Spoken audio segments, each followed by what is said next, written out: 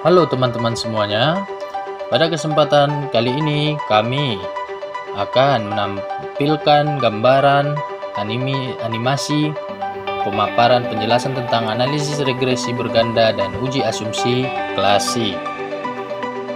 Oke, pada gambaran animasi berikut ini, analisis regresi berganda. Dijelaskan bahwasanya analisis regresi berganda atau analisis regresi merupakan suatu cara yang dapat digunakan untuk mengetahui hubungan sebuah variabel tak bebas dengan sebuah atau lebih variabel bebas. Menurut Draper et Smith tahun 1992, analisis regresi merupakan metode analisis yang dapat digunakan untuk menganalisis data dan mengambil kesimpulan untuk bermakna tentang hubungan ketergantungan variabel terhadap variabel terikat. Selanjutnya, regresi linear adalah teknik pemodelan di mana nilai variabel dependen dimodelkan sebagai kombinasi linear pada sekumpulan variabel penjelas. Variabel dependen merupakan variabel yang dijelaskan atau diestimasi oleh variabel penjelas. Sedangkan variabel penjelas merupakan variabel yang digunakan untuk mengestimasi variabel dependen. Analisis regresi berganda ialah suatu metode yang untuk meramal nilai pengaruh dua variabel independen atau lebih terhadap satu variabel dependen.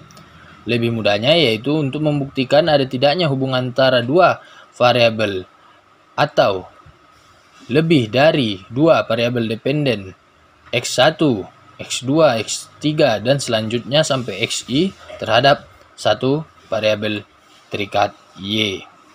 Selanjutnya, pada penjelasan gambaran uji asumsi klasik.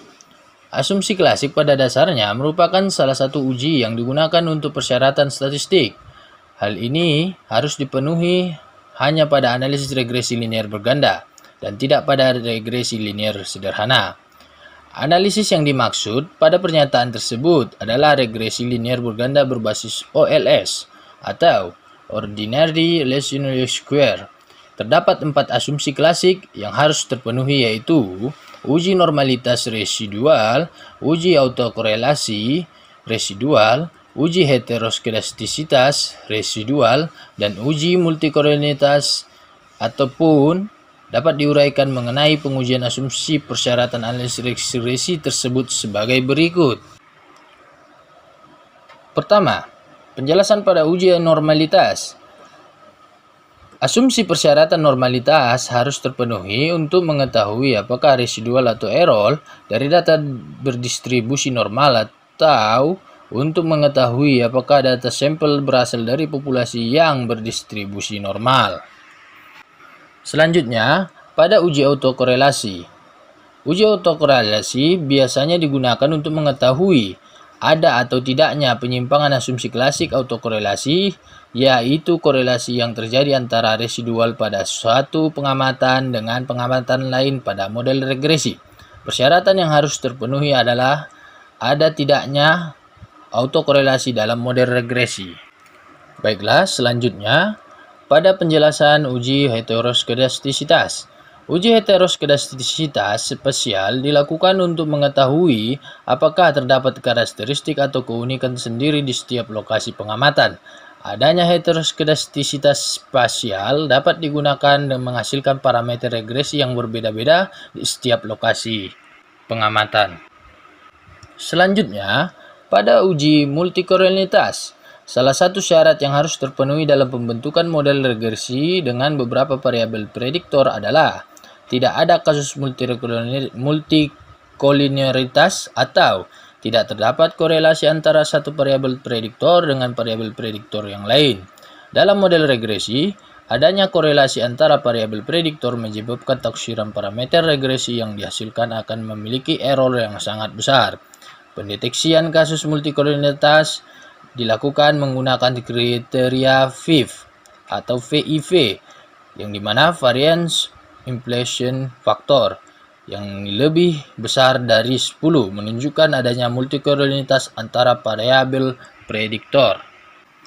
Maka dapatlah dikasih gambaran kesimpulan atas penjelasan anime atau animasi yang kami paparkan ini di mana regresi linier adalah alat statistik yang dipergunakan untuk mengetahui pengaruh antara satu atau beberapa variabel terhadap satu buah variabel. Analisis regresi membentuk persamaan garis lurus atau linier dan menggunakan persamaan tersebut untuk membuat perkiraan atau prediction. Tujuan dari analisis regresi yaitu untuk membuat perkiraan nilai suatu variabel terikat jika variabel bebas yang berhubungan dengannya sudah ditentukan dan untuk menguji hipotesis signifikansi pengaruh dari variabel bebas terhadap variabel terikatnya. Serta begitu pun dengan uji asumsi klasik yang saling berhubungan dan saling berkaitan terhadap analisis regresi berganda untuk mengetahui apakah data tersebut telah layak untuk lulus uji atau belum layak untuk lulus uji. Terima kasih dan mohon maaf jika ada salah penyampaian dan salah kata-kata atas pemaparan dan penjelasan gambaran dari materi yang kami sampaikan. Terima kasih.